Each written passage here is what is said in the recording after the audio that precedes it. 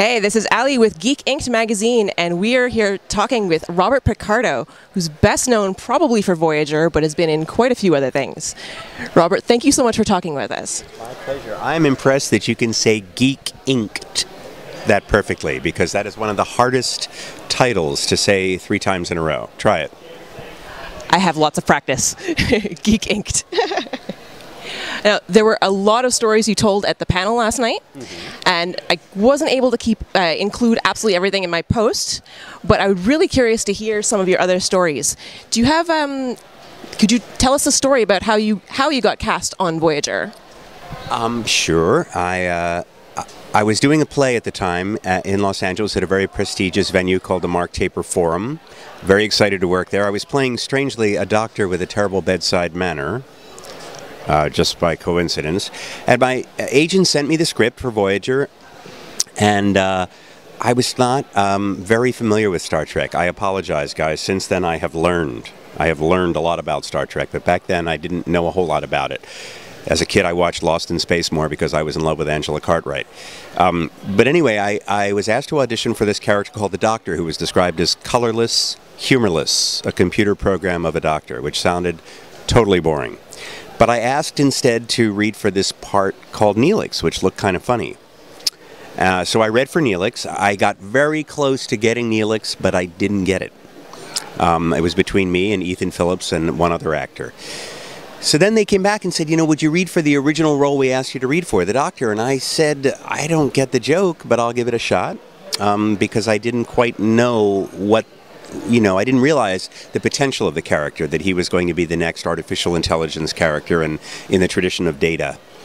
So I went in and I kind of faked my way through the audition, but I think I got it because I ad-libbed a line at the end of the audition. And you don't ad-lib on Star Trek, by the way.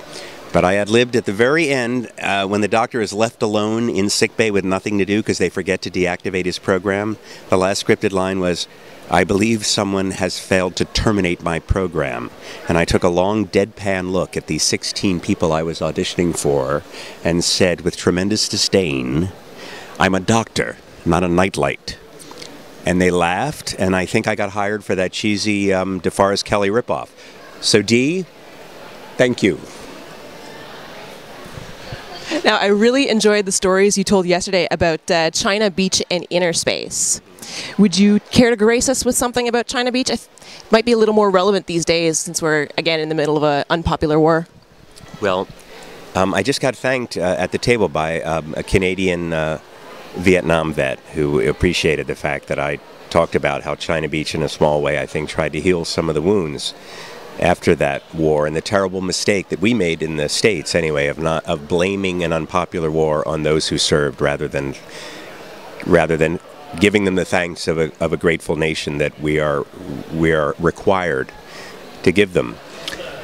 So yes, China Beach was a very, it was an experience where we all felt a tremendous responsibility to get it right. But it doesn't mean that we didn't have some fun. We did joke around because the show is so relentlessly heavy a lot of the time that we did laugh a lot. And you know, it recently came out on a box set. All of China Beach couldn't come out for many years because of the music rights, which were never secured for sale because nobody ever dreamed of selling a television show back then. But I had a tremendous reunion with the whole cast, everybody, Dana Delaney, Marg Helgenberger, Ricky Lake. It was just great to see everybody again. They threw a party for us that they videoed and made as a DVD bonus. So if you're a China Beach fan, the box set is great, and I wrote the program notes for one of the seasons, and then I noticed that I wrote it for the longest season we had. Those lazy writers gave me the only season where we did a full 22 episodes to write the commentary on. They're not really lazy. I love the writer-producers of China Beach were great. So that was an amazing experience. You mentioned inner space. I told a story yesterday about that, about meeting Meg Ryan and having my clothes torn off in front of her. If you want to hear that story, you'll just have to come see me at a convention. It's too long to tell here. But I did, as the cowboy, I did appear almost naked in the movie, and I had bikini briefs on that had a snakeskin crotch, which matched the tip of my boots. And I would say that was my favorite fashion statement probably for my whole career. You're going to leave me with a crazy image. All right. Yeah, sorry about that. I apologize for that. If that's I upset Allie with the snakeskin crotch story, but you know what? I have a feeling you're young. You'll get over it. Probably. We had the opportunity to speak with Rachel Kane a few years ago, and you mentioned that you're involved in that new series. You want to tell us a little bit about that? I want to say first, Rachel Kane is perhaps the nicest person I have ever met in my life. She's the celebrity author of the New York Times best-selling series Morganville Vampires, which is a very popular young adult, exciting series about vampires. It's like, I mean, I don't know much about Twilight, but Twilight was a little self-serious. Morganville Vampires is very tongue-in-cheek and funny, in addition to being touching and real. As far as the way the young characters get along. I play Oliver, who is a 450-year-old British vampire who looks like an old hippie.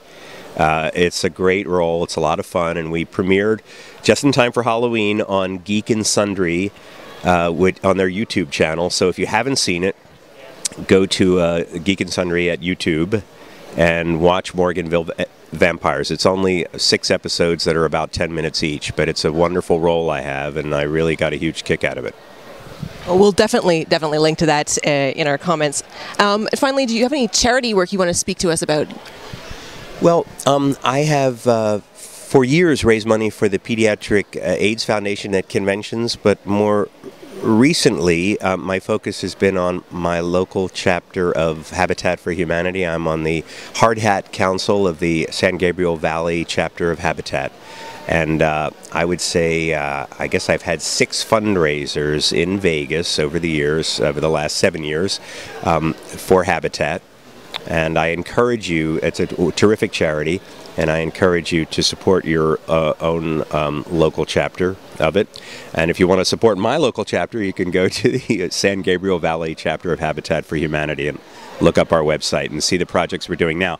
The current one that we're fundraising for, just completing the fundraising for, is a 9-house unit in Pasadena, which is my hometown, and 2 of the 9 houses will be dedicated for veterans' families. So I was very happy that they made that caveat in the current project.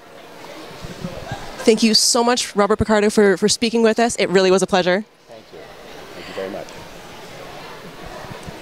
And stay tuned for more coverage from Geek Inked magazine at Ottawa Pop Expo 2014. All right, now we're going to close with a 3D effect. Angels from